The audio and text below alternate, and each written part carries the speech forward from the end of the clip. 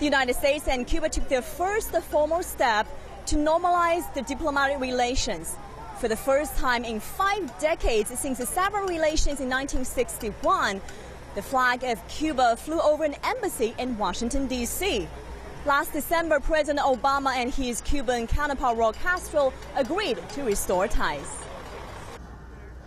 Earlier on Monday, the Cuban flag was also hoisted in the lobby of the U.S. State Department next to those of other countries that have established diplomatic relations with the U.S.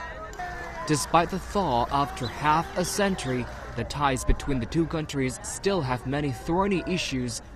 Still remains a dynamic of an imperial capitalist nation versus a small island nation that is attempting to maintain its socialist revolution. And that very fact is going to temper, I personally believe, any and all interactions that happen between the two governments. Inside the embassy building, the Cuban foreign minister also emphasized some of the demands made by Havana. I emphasize that the total lifting of the blockade, the return of the illegally occupied territory of Guantanamo, as well as the full respect for the Cuban sovereignty and the compensation to our people for human and economic damages are crucial to be able to move towards the normalization of relations.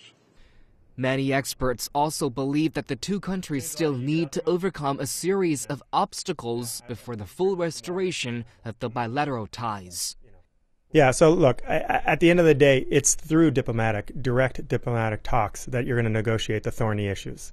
And so this is putting a platform in place to discuss the various issues. Longstanding grievances about lost property will be one among many issues, but they're also discussing immigration reform. They're also discussing how to collaborate on fighting drugs and drug trade that comes through the Caribbean basin. They're also discussing how to resolve different issues around people from each country going to the other country because there's not diplomatic relations and trying to find getting away with crime.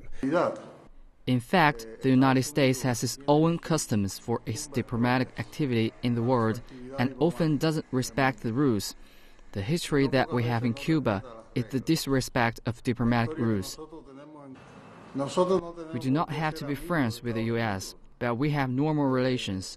Now Cuba has no illusions about normal relations.